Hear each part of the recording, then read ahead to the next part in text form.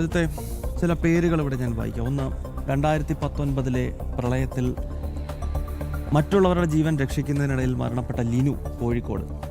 2018 മഹാപ്രളയ സമയത്ത് തിരുവല്ലയിൽ രക്ഷാപ്രവർത്തനത്തിനിടയിൽ മരണപ്പെട്ട വിശാൽ. അതേ വർഷം തന്നെ എറണാകുളത്ത് രക്ഷാപ്രവർത്തനം നടത്തുന്നതിനിടയിൽ മരണപ്പെട്ട മിഥുൻ. അപ്പോൾ ഞാൻ ഈ ചില പേരുകൾ സൂചിപ്പിച്ചത് ഇതെല്ലാം സേവാഭാരതിയുടെ ചുമതലകൾ വഹിച്ച ആളുകളാണ്. അതായത് 18-ലും 19-ലുമൊക്കെ വലിയ പ്രളയം കണ്ട് നമ്മളിങ്ങനെ ഞെട്ടി നിൽക്കുന്ന ഘട്ടത്തിൽ മറ്റുള്ളവർക്ക് വേണ്ടി സ്വന്തം ജീവിതം ഹോമിച്ച ചില പേരുകൾ, സേവാഭാരതിയുടെ വോളണ്ടിയർമാരുടെ ചില പേരുകൾ മാത്രമാണ് ഇവിടെ ഞാൻ മെൻഷൻ ചെയ്തത്. അപ്പോൾ അങ്ങനെ ഒരു സംഘടനയെ പറ്റിയാണ് കേരളത്തിൻ്റെ ആരോഗ്യമന്ത്രി ഈ രീതിയിലുള്ളൊരു പ്രതികരണം നടത്തിയത്. ഈ കെ മുരളീധരൻ എന്ന് പറയുന്നത് കേരളത്തിലെ രാഷ്ട്രീയത്തിലെ ഏറ്റവും വലിയ നെപ്പോ ചൈൽഡാണ് കെ മുരളീധരൻ. അപ്പോൾ അദ്ദേഹത്തിൻ്റെതായ ഒരു മാടമ്പി സ്വഭാവം എപ്പോഴും അദ്ദേഹത്തിൻ്റെ അഭിപ്രായങ്ങളിലുമൊക്കെ നമ്മൾ കണ്ടിട്ടുണ്ട്. അതിപ്പോൾ അദ്ദേഹം അവസാനം പറഞ്ഞ ആശുപത്രിയിലെ കാര്യം ആരോഗ്യമന്ത്രി പറഞ്ഞോളാം, വേറെ ആരും പറയണ്ട. അപ്പോൾ അദ്ദേഹം മാത്രമാണ് ഈ സംവിധാനത്തിൻ്റെ പരമാധികാരി എന്നുള്ളൊരു ചിന്തയിലാണ് അദ്ദേഹം അങ്ങനെയൊക്കെ സംസാരിക്കുന്നത് എന്നുള്ളത് നമ്മൾ മനസ്സിലാക്കേണ്ടത്. ഇപ്പോൾ സേവാഭാരതി പോലെയുള്ളൊരു സംഘടന അത് എത്രയോ കാലമായി നാട്ടിൽ സേവാപ്രവർത്തനങ്ങൾ നടത്തുന്നു. ഇവിടെ ആശുപത്രിയിൽ ഭക്ഷണം നൽകുന്നതിനപ്പുറത്തേക്ക് രക്തദാനമടക്കമുള്ള പ്രവർത്തനങ്ങൾ, ആശുപത്രികളിൽ എത്തുന്നവർക്ക് താമസിക്കാനുള്ള അടിസ്ഥാന സൗകര്യങ്ങൾ ഒരുക്കി നൽകുന്നത്, അങ്ങനെ ഒരുപാടുണ്ട്. അതിനെപ്പറ്റി പറഞ്ഞുകൊണ്ടിരുന്നാൽ ഇന്നത്തെ ദിവസം മതിയാവില്ല. അതുപോലെ തന്നെ ഈ ആദ്യഘട്ടത്തിൽ കേരളത്തിൽ ഇത്രയും വലിയ ഓർഗനൈസ്ഡ് ആയിട്ട് ഭക്ഷണ വിതരണം ആരംഭിക്കുന്നത്, ആശുപത്രികളിൽ ആരംഭിക്കുന്നത് സേവാഭാരതിയാണ്. അതിന് പിന്നാലെ ഡിവൈഎഫ്ഐയും കുറച്ച് വർഷങ്ങൾക്ക് മുൻപ് എത്തി എന്നുള്ളത് യാഥാർത്ഥ്യമാണ്.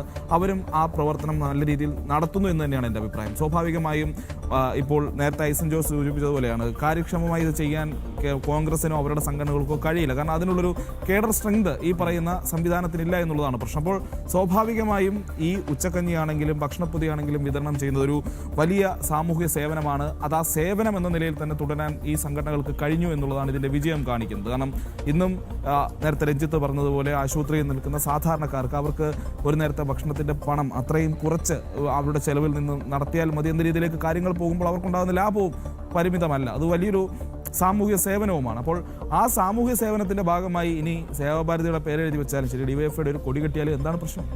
അവർ കെട്ടട്ടെ എന്ന്, അവർ ചെയ്തിട്ടല്ലേ ചെയ്യുന്നത്. അവർ ഈ പറയുന്ന രീതിയിൽ ഉച്ചക്കഞ്ഞിയും ഈ ഭക്ഷണപ്പൊതിയും കൊടുത്തിട്ടല്ലേ അവർ കൊടി കെട്ടുന്നത്. അല്ലാതെ ഒരു കുപ്പി രക്തം കൊടുത്തിട്ട് 50 പേരിൽ നിന്ന് ഫോട്ടോ എടുക്കുന്ന KSUവിൻ്റെയും യൂത്ത് കോൺഗ്രസിൻ്റെയും പണിയാണോ അവരെടുത്തത്?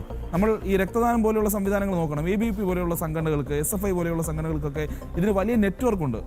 ക്യാമ്പസുകളിലൊക്കെ വലിയ രീതിയിൽ കുട്ടികളെ ഈ പറയുന്ന രക്തദാനം നൽകാൻ എത്തുന്നതൊക്കെ നേരിട്ട് കണ്ടിട്ടുണ്ട്. അതിനൊപ്പം നിന്ന് പ്രവർത്തിച്ചിട്ടുള്ള ഒരാളാണ് ഞാൻ. പക്ഷേ അവിടെയൊന്നും KSUവിൻ്റെ സംവിധാനം കണ്ടിട്ടില്ല. നിങ്ങൾ കണ്ടിട്ടുണ്ടോ, ശ്രദ്ധിച്ചിട്ടുണ്ടോ എവിടെയെങ്കിലും? ഇല്ല. മറിച്ച് അവരെന്താ ചെയ്യുന്നത്? അവരവിടെ മുഖ്യമന്ത്രിയുമായിട്ട് പ്രശ്നം ഉണ്ടാക്കാൻ നടക്കുന്നു, രാഷ്ട്രീയമായിട്ടുള്ള പ്രവർത്തനങ്ങളിൽ മാത്രം അഭ്രമിച്ച് നിൽക്കുന്നു.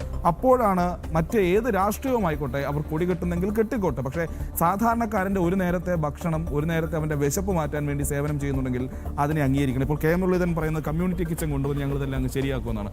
എന്ത് കമ്മ്യൂണിറ്റി കിച്ചൺ? ഈ പറയുന്ന കോവിഡ് കാലത്ത് കമ്മ്യൂണിറ്റി കിച്ചൺ കൊണ്ടുവന്നു. എവിടെയെല്ലാം പരാതികളുണ്ടായി, എവിടെയെല്ലാം ഭക്ഷണത്തിൻ്റെ ക്വാളിറ്റിയിൽ പ്രശ്നമുണ്ടായി, എവിടെയെല്ലാം ഭക്ഷണം വിതരണം സമയത്ത് നടത്താൻ പറ്റാത്തതിൻ്റെ പ്രശ്നമുണ്ടായി, ആളുകൾ പിന്തുണ നൽകാത്തതിൻ്റെ പ്രശ്നമുണ്ടായി. അപ്പോൾ സർക്കാർ സംവിധാനത്തിലേക്ക് ഇത് കൊണ്ടുവരുമ്പോൾ ഇത് പാളിപ്പോകുമെന്നുള്ളതാണ് യാഥാർത്ഥ്യം. കാരണം ഇത്രയും വലിയ രീതിയിൽ ഓർഗനൈസ്ഡ് ആയിട്ട് എല്ലാ ദിവസവും ഈ ആളുകൾക്ക് ഭക്ഷണം എത്തിക്കുന്നത് സർക്കാർ സംവിധാനത്തിൽ പോസിബിൾ അല്ല, നടക്കില്ല.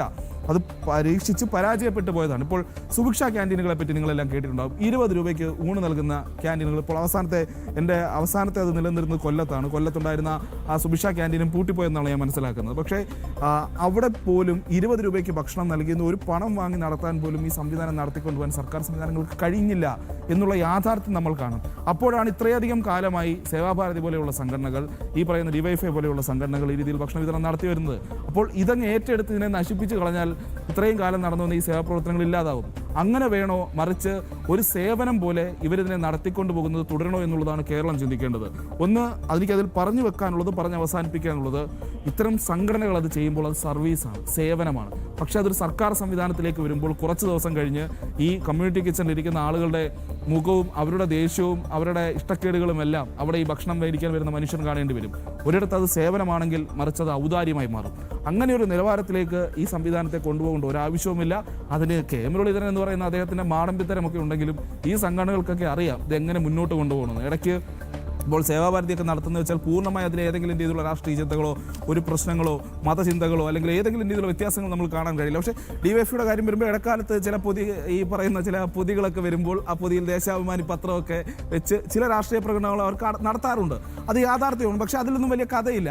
അതിനപ്പുറത്തേക്ക് മനുഷ്യർക്ക്, സാധാരണക്കാർക്ക് അവരുടെ വിശപ്പ് മാറ്റാൻ ഒരു നേരത്തെ ഭക്ഷണം കൊടുക്കുന്നു. അതിൽ മന്ത്രി തൻ്റെ അധികാര ഗർവ് കാണിക്കുന്നത് തികച്ചും വിരുദ്ധമായിട്ടുള്ള തെറ്റായിട്ടുള്ള ഒരു നടപടിയാണ്. Yes.